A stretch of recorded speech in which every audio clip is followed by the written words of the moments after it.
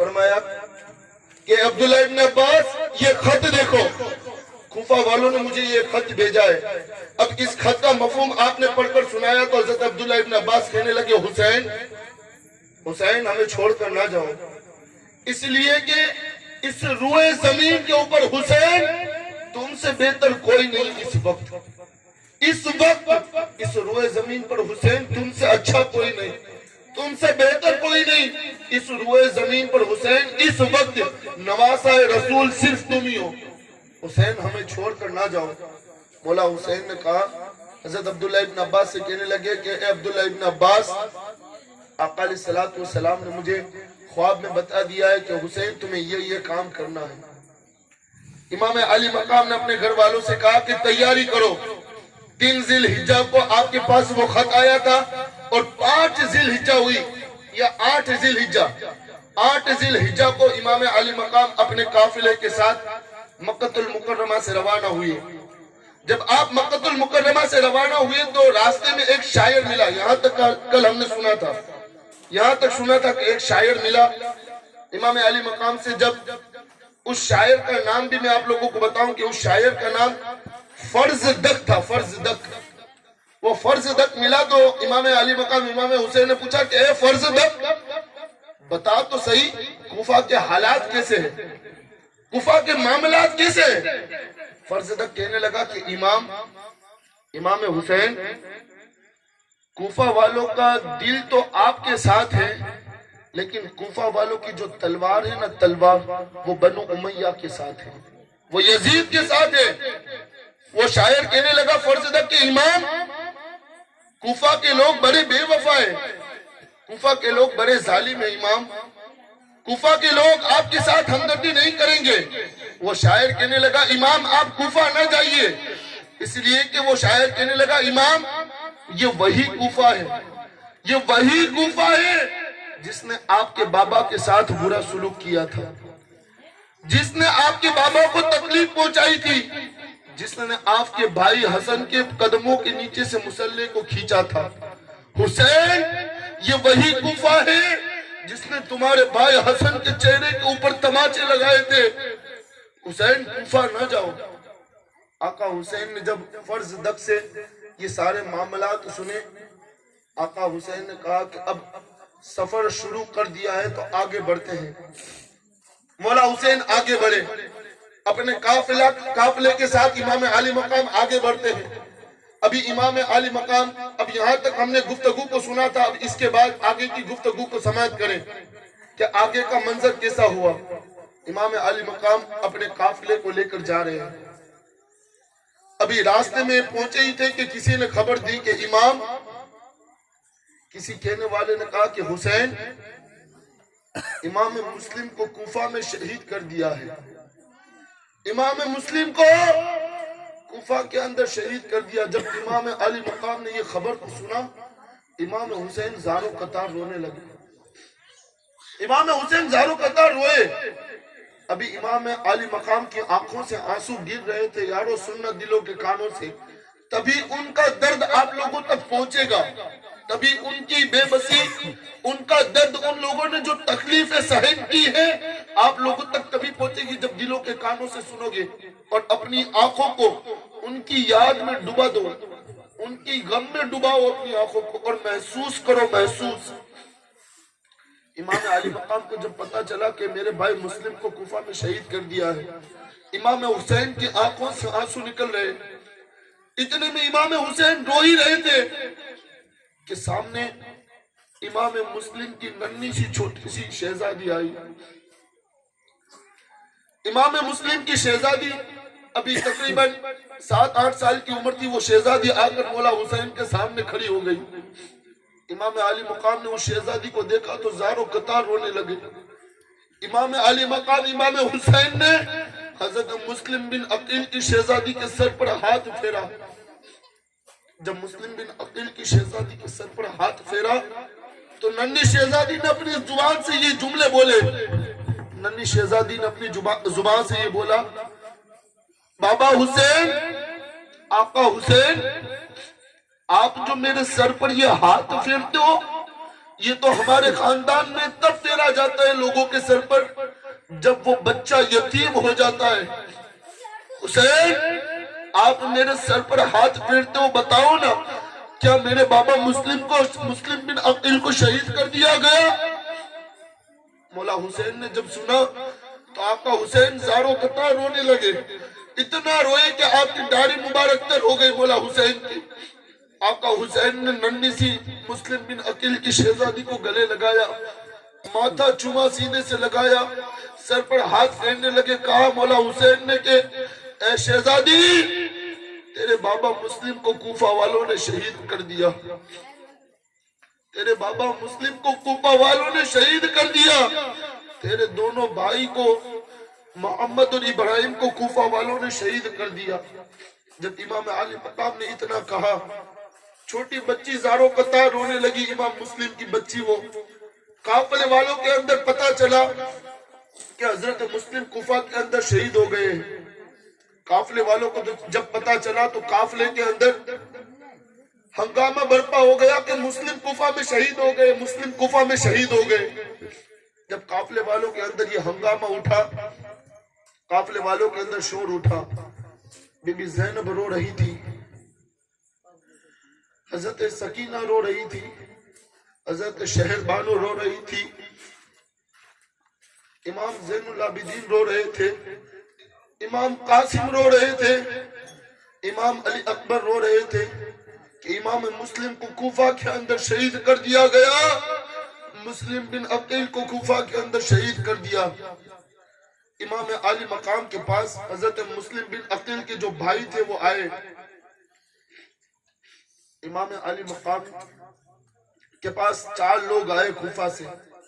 امام علی مقام نے ان چاروں نے کہا کہ اے امام، کوفہ کے اندر آپ کے خلاف ابن زیاد نے بڑی فوج بنائی ہے اور ابن زیاد آپ کے خلاف فوج کو روانہ کرنے والا ہے آپ سے جنگ کرنے کے لیے۔ امام علی مقام نے جب یہ سنا، امام حسین نے مسلم بن عقیل کے جو بھائی تھے ان کو بلایا، کہا کہ ہم لوگ ایک کام کرتے ہیں کہ یہ جو راستہ ہے اس راستے سے نہیں چلتے، دوسرے راستے سے ہو کر جاتے ہیں۔ مسلم بن عقیل کے بھائیوں نے کہا کہ امام، ہمارے بھائی مسلم کو تو شہید کر دیا ہے، اب اس جان کا فائدہ کیا؟ یہ جو جان زندگی میں ہے اس کا کیا نتیجہ، کیا فائدہ؟ اب تو جا کر کربلا کے اندر شہید ہونا ہے۔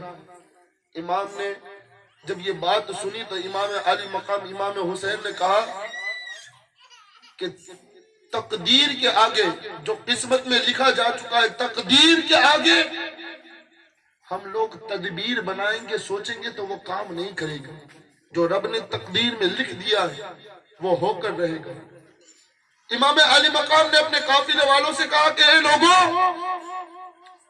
دیکھو ابھی ہم جا رہے ہیں، یہاں سے روانہ ہو رہے ہیں، کوفہ جائیں گے۔ کوفہ والوں کا سلوک آپ لوگوں کو پتا چل گیا ہے کہ کوفہ والے کتنا ظلم ستم کرتے ہیں، بغاوت کرتے ہیں، کوفہ والے ہمدردی نہیں کرتے۔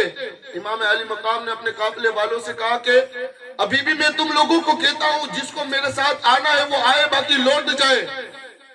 تو اب جو لوگ مدینہ المنورہ سے جو امام علی مقام کے ساتھ چلے تھے وہ قافلے کے ساتھ رہے، اور مکہ سے جو لوگ امام حسین کے قافلے کے اندر جڑے تھے ان میں سے کئی لوگ واپس لوٹ گئے مکہ کی طرف۔ امام علی مقام امام حسین رضی اللہ تعالیٰ اپنے قافلے کو لے کر آگے بڑھتے رہے۔ امام حسین اپنے قافلے کو لے کر آگے بڑھے، آگے بڑھے، آگے بڑھے۔ ادھر ابن زیاد نے، اب بات کو ذرا ذہنوں کو یہاں پر ذہن یہاں رکھے تبھی بات سمجھ میں آئے گی۔ امام علی مقام اپنے قافلے کو لے کر آگے بڑھے۔ ابن زیاد کو پتا چلا کہ حسین کوفہ کی طرف روانہ ہو گئے۔ ابن زیاد نے حضرت حور بن ریاحی کو، حضرت حور کو کہا کہ اے حور، 1000 کا لشکر لے کر جاؤ اور حسین کو میری بارگاہ میں پیش کرو، حسین کو بندی بنا کر لاؤ میری بارگاہ میں۔ حضرت حور 1000 کے لشکر کے ساتھ امام علی مقام کے خیمے کی طرف آئے۔ حضرت حور جب آئے تو امام حسین نے امام حسین کے پاس حضرت حور آئے اور آنے کے بعد سلام پیش کیا. امام کو سلام کیا. امام حسین نے سلام کا جواب دیا. کہنے لگے، امام نے فرمایا، اے حور کیوں آئے ہو؟ کیا وجہ ہے یہاں پر آنے کی؟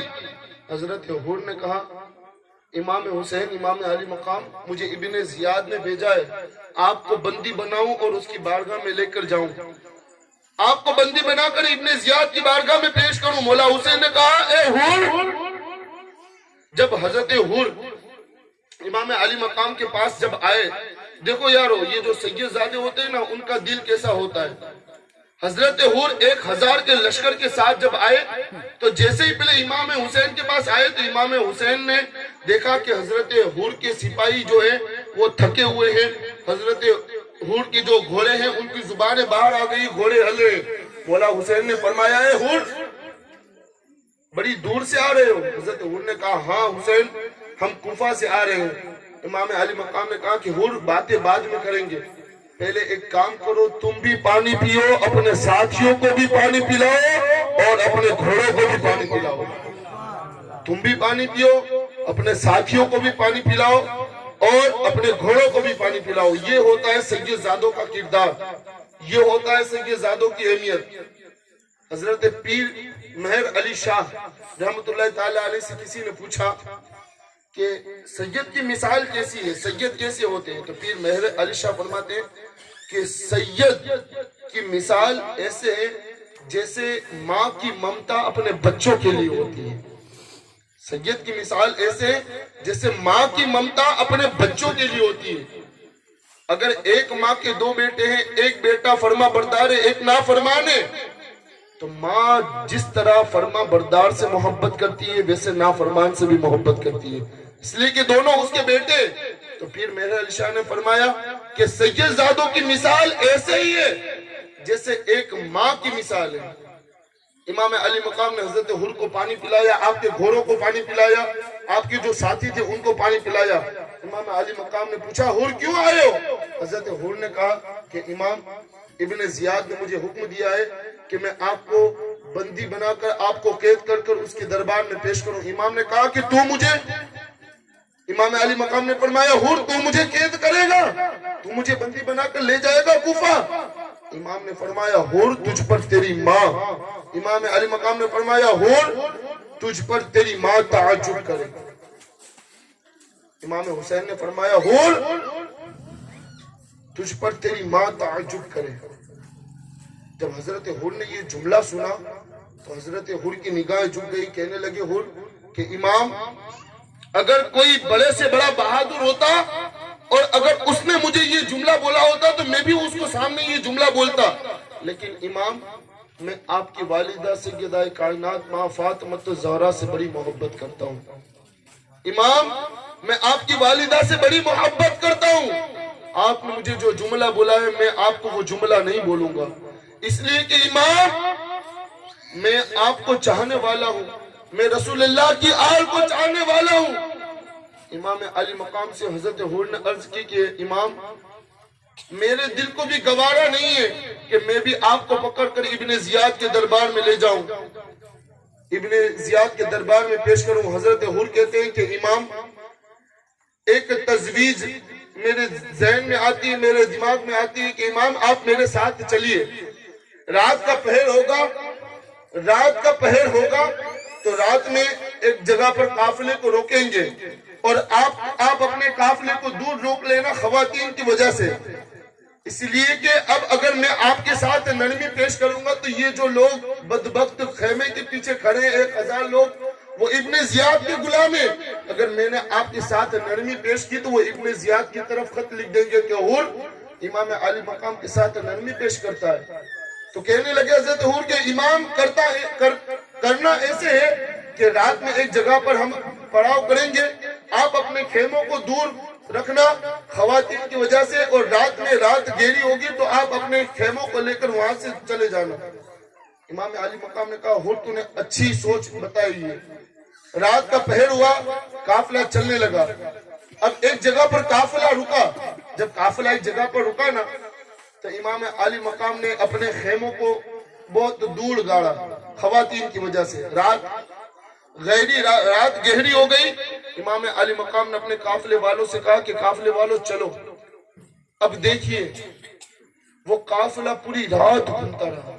امام علی مقام کا وہ 72 نوجوانوں کا قافلہ پوری رات گھومتا رہا. پوری رات گھوما، پوری رات گھوما، پوری رات گھوما، پوری رات گھوما. صبح ہوئی، صبح کا چاند نکلا تو قافلہ جہاں سے اٹھا تھا وہ قافلہ پوری رات گھوم کر اسی جگہ پر آ گیا. امام علی مقام نے صبح کو دیکھا کہ ہم جس جگہ سے چلے تھے اسی جگہ پر آ گئے ہیں، اور حور بن ریائی کے جو سپاہی ہیں وہ بھی سامنے نظر آتے ہیں. تو امام علی مقام نے کسی سے پوچھا، اپنے قافلے والوں سے پوچھا کہ اے قافلے والوں، یہ کون سی جگہ ہے؟ یہ کون سی جگہ ہے؟ قافلے والوں نے کہا کہ اے امام، یہ نینوا کی سرزمین ہے، یہ نینوا کی سرزمین ہے. امام علی مقام نے جب اس سرزمین کے اوپر، اور سیرت نگاروں نے یہاں تک لکھا ہے کہ امام علی مقام جب اس جگہ پر پہنچے، اس نینوا کی سرزمین پر پہنچے، تو امام علی مقام نے جب اس سرزمین کے اوپر اپنا قدم رکھا نا، تو امام علی مقام کا جیسے ہی قدم رکھنا تھا کہ وہ پوری جو زمین تھی وہ سرخ ہو گئی، لال ہو گئی، اور لال کلر کی ایک آندھی چلی. گویا کہ سیرت نگاروں نے یہاں تک لکھا ہے کہ اتنی آندھی چلی تھی تیز کہ امام حسین کی جو زلفیں تھی نا، وہ زلفیں لال کلر کی سرخ رنگ کی ہو گئی. بیویوں کے جو دوپٹے تھے وہ سارے دوپٹے سرخ رنگ کے ہو گئے. امام علی مقام نے کسی سے پوچھا یہ کون سی جگہ ہے؟ تو کہنے والے نے کہا کہ یہ نینوا کی سرزمین ہے. امام علی مقام نے اپنے قافلے والوں سے کہا کہ اے لوگوں، اے میرے ساتھیوں، اب قافلے کو آگے نہیں لے جانا، قافلے کو یہیں پر گاڑ دو، خیمے کو یہیں پر گاڑ دو، خیمہ یہیں پر روک دو. امام علی مقام نے حضرت عباس کو بلایا، کہا کہ اے عباس، یہ جو سرزمین ہے نا، سرزمین اس کو خرید لو، اس سرزمین کو خرید لو. تو حضرت امام علی اکبر نے اپنے بابا سے کہا کہ بابا حسین، ہم نے کئی جگہ پر پڑاؤ کیا، کئی جگہ پر اپنے خیموں کو ڈالا، لیکن آپ نے کسی زمین کو خریدنے کا حکم نہیں دیا. بابا، اس زمین کو آپ خریدتے ہیں، وجہ کیا ہے؟ آقا حسین نے فرمایا، بیٹا، ہم آل نبی ہیں، رسول اللہ کی آل ہیں، ہم جہاں پر دفن ہوتے ہیں اس زمین کی رقم ادا کر کے دفن ہوتے ہیں. ہم کسی کی زمین کے اوپر ایسے ہی دفن نہیں ہوتے، ہم اس زمین کی رقم بھی ادا کر دیتے ہیں، اس لیے کہ یہ وہ سرزمین ہے جہاں پر ہمیں دفن ہونا ہے، جہاں پر ہماری شہادت ہوگی. یہی وہ زمین ہے، یہی وہ کربلا ہے. اب وہ کربلا کے میدان میں پہنچ چکے تھے. امام علی مقام نے کہا ساتھیوں سے کہ خیمے گاڑو. آپ کے ساتھی خیمے گاڑنے لگے. تو جب سیرت نگاروں نے لکھا ہے کہ جب قافلے والے خیموں کے اندر خیمے گاڑنے کے لیے جب اس سرزمین کے اوپر کھیل ٹھوکتے تھے نا، تو وہ جب کھیل ٹھوکتے تھے نا تو زمین کے اندر سے تازہ خون نکلتا تھا. کربلا کی سرزمین سے تازہ خون نکلتا تھا.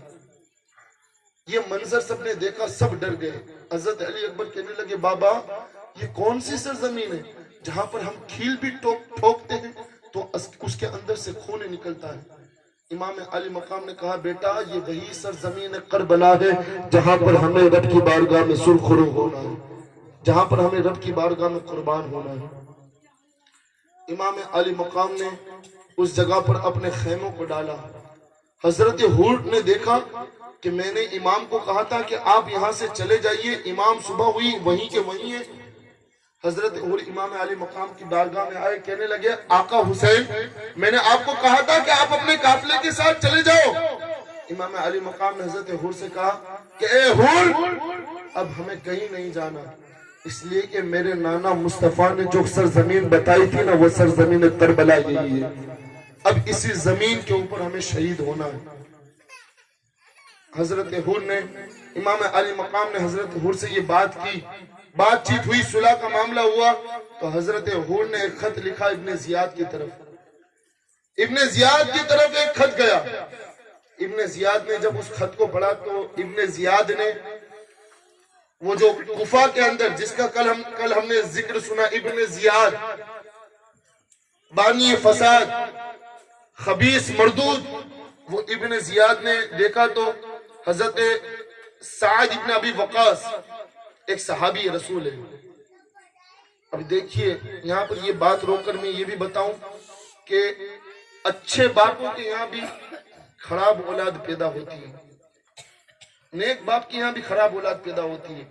حضرت سعد ابن ابی وقاص رضی اللہ تعالیٰ عنہ صحابی رسول ہے، ایک جنگ کے موقع پر کسی نے رسول اللہ کو تیر مارا، جب رسول اللہ کو تیر مارا تو سعد ابن ابی وقاص سامنے آ گئے اور اس تیر کو اپنے سینے پر لیا تھا، رسول اللہ کو لگنے نہ دیا تھا۔ وہ سعد ابن ابی وقاص، حضرت سعد ابن ابی وقاص اتنے رسول اللہ صلی اللہ علیہ وسلم کو چاہنے والے تھے، ان کے نام پر جان قربان کرنے والے تھے، لیکن وہی سعد ابن ابی وقاص کا بیٹا تھا عمر ابن سعد۔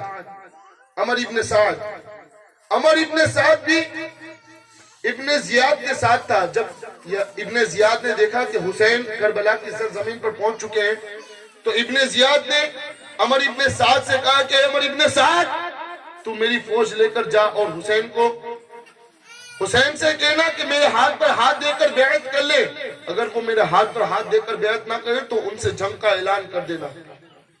سعد ابن ابی وقاص نے کہا، حضرت عمر ابن سعد نے کہا کہ اے ابن زیاد تو کیا چاہتا ہے؟ تو یہ کہتا ہے کہ میں رسول اللہ کی آل سے لڑوں، میں حسین سے لڑوں؟ ابن زیاد کہنے لگا کہ اے عمر، اگر تو حسین کے ساتھ جا کر لڑے گا، اگر حسین کو میرے دربار میں لے کر آئے گا تو میں تجھے ایک صوبے کا گورنر بنا دوں گا، ایک صوبے کی سلطنت تجھے دے دوں گا۔ ابو سعد عمر ابن سعد تھا، وہ لالچ میں آ گیا، کہنے لگا کہ اے ابن زیاد، اگر تو مجھے کہے تو میں اپنے بیوی بچوں سے مشورہ کر لوں، میرے بیوی بچے کیا کہتے ہیں۔ عمر ابن سعد اپنے گھر پر گیا اور اپنے بیوی بچوں سے کہنے لگا کہ اے میرے بیوی بچوں، ابن زیاد نے مجھے کہا ہے کہ مجھے امام حسین سے جنگ کرنے جانا ہے، امام حسین سے لڑائی کرنے جانا ہے۔ تو عمر ابن سعد کے بچے اور بیویوں نے کہا کہ اے عمر تو کیا بات کرتا ہے، تو دنیا کی لالچ میں آ کر رسول اللہ کی آل سے جا کر لڑے گا، تو دنیا کی لالچ میں آ کر اس حسین سے جا کر لڑے گا جس حسین کے گلے کو رسول اللہ چوما کرتے تھے، اس حسین سے جا کر تو لڑے گا؟ وہ لالچ میں آ گیا۔ عمر ابن سعد نے ایک فوج کا ٹکڑا لیا اور مولا حسین کے سامنے آ گیا۔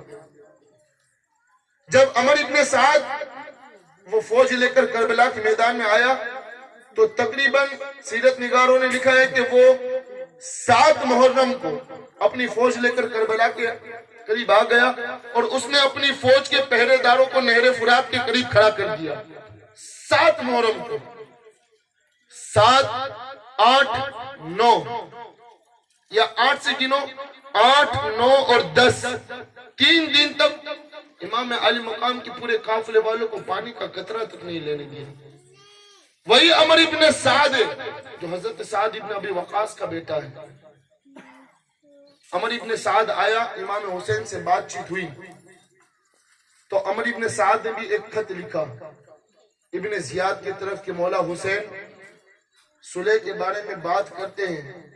تو ابن زیاد نے جب اس خط کو دیکھا تو ابن زیاد کہنے لگا چلو کوئی بات نہیں، حسین صلح کے بارے میں بات کرتے ہیں۔ جب ابن زیاد کے پاس وہ خط آیا نا، تب ابن زیاد کے قریب میں ایک شخص بیٹھا تھا جس کا نام شمر ابن لعین ہے۔ یہ وہی شمر ہے جس نے مولا حسین کو شہید کیا۔ شمر کے بارے میں رسول اللہ صلی اللہ علیہ وسلم کی حدیث سے حضور فرماتے ہیں کہ میں نے ایک دن خواب دیکھا۔ حضور کی حدیث سے حضور فرماتے ہیں کہ میں نے ایک دن خواب دیکھا تو اپنے خواب میں دیکھا کہ ایک چت کبڑا کتا میرے لہو کے اندر اپنا منہ ڈبو رہا ہے۔ ایک چت کبڑا کتا میرے لہو کے اندر اپنا منہ ڈبو رہا ہے۔ آقا نے اس حدیث کو جب بیان کیا تو وہ حدیث شمر ابن لعین کی طرف تھی، اس لیے کہ شمر ابن لعین ہی وہ کتا تھا اور اس کے بدن کے اوپر چت کبڑا تھا، یعنی اس کو وہ جو سفید داغے کی بیماری نہیں ہوتی، اس کو اس کے بدن کے اوپر سفید داغ کی بیماری تھی شمر ابن لعین کے اوپر۔ تو جب ابن زیاد کے پاس وہ خط پہنچا تو شمر ابن لعین بھی قریب میں بیٹھا تھا۔ شمر کہنے لگا اے ابن زیاد، تو حسین کے ساتھ صلح نہ کرنا، اگر تو نے حسین کے ساتھ صلح کر لی تو یزید یزید نے تجھے یہ جو عہدہ دیا ہے، یہ اتنا بڑا مقام دیا ہے، یزید تجھ سے ناراض ہو جائے گا۔ تو ابن زیاد کہنے لگا کہ شمر تو مشورہ تو بڑا اچھا دیتا ہے۔ ابن زیاد نے کہا شمر تو فوج کو لے اور جا حسین کے مقابلے میں جا۔ جب شمر لائن بھی فوج لے کر آیا تو سیرت نگاروں نے لکھا ہے کہ 22,000 کی فوج آ کر کربلا کے میدان میں کھڑی ہو گئی۔ کسی لکھنے والے نے کہا کہ 22,000 تھے، کسی نے کہا 20,000 تھے، لیکن امام جعفر صادق سے جب پوچھا گیا نا، امام جعفر صادق سے کہ کربلا کے میدان میں یزیدیوں کی فوج کتنی تھی، تو امام جعفر صادق نے فرمایا کہ یزیدیوں کی فوج تقریباً، امام جعفر صادق کہتے ہیں کہ 30,000 کی فوج تھی۔ الگ الگ روایتیں ہیں، پر زیادہ تر محتاط روایت 22,000 کی ہے۔ جب امام علی مقام کے اوپر پانی بھی بند کر دیا گیا، 22,000 کا لشکر سامنے آ کر کھڑا ہو گیا۔ امام علی مقام، اب 9 تاریخ تھی، محرم الحرام کی 9 تاریخ تھی، اتنے میں امام علی مقام اپنے ذوالفقار کے اوپر، ذوالفقار حیدری کے اوپر اس طرح سے بیٹھے ہوئے تھے ٹیک لگا کر۔ اتنے میں امام علی مقام ٹیک لگا کر بیٹھے تھے کہ آپ کی آنکھ لگ گئی۔ 9 تاریخ محرم کی امام حسین کی آنکھ لگتی ہے۔ امام علی مقام کی جب آنکھ لگی نا تو مولا حسین نے خواب میں رسول اللہ صلی اللہ علیہ وسلم کا دیدار کیا۔ حسین نے خواب میں حضور کو دیکھا، حضور نے فرمایا حسین بے چین کیوں ہو، حسین کیوں اتنا غمگین ہو؟ آقا حسین نے اپنے نانا کی بارگاہ میں عریضہ پیش کیا، آقا یہ دیکھیے نا آپ کی امت مجھے بڑا ستاتی ہے، یا رسول اللہ آپ کی امت مجھے بڑی تکلیف دیتی ہے، آپ کی امت مجھے بڑا ستاتی ہے۔ امام حسین نے وہ خواب دیکھا، آقا نے فرمایا حسین غم نہ کر، حسین فکر نہ کر، بس ایک دن کی مہلت رہ گئی ہے حسین، کل 10 تاریخ ہے، کل تو آ کر مجھ سے ملے گا حسین، کل آ کر تجھے مجھ سے ملنا ہے۔ آقا نے جب اتنا فرمایا کہ ادھر یزیدیوں نے وہ ڈھول بجا دیا جنگ کا، جنگ کے آغاز کر دی، شروعات کر دی۔ امام علی مقام ذوالفقار کے اوپر ٹیک لے کر بیٹھے، جب آپ کے کانوں میں آواز آئی کہ یزیدیوں نے وہ ڈنکا بجا دیا ہے کہ ہم لوگ حسین سے جنگ کریں گے، تو مولا حسین کی آنکھ کھلی۔ امام علی مقام نے حضرت عباس سے کہا اے عباس یہ کیسی آواز ہے، یہ لوگ کیسی آوازیں کرتے ہیں؟ حضرت عباس نے کہا عرض کی مولا یزیدی لوگ چاہتے ہیں، یہ یزید کی جو فوج ہے وہ شمر چاہتا ہے، شمر لعین چاہتا ہے کہ حسین آپ کے ساتھ جنگ کرنا چاہتا ہے، وہ ہمارے ساتھ جنگ کرنا چاہتا ہے۔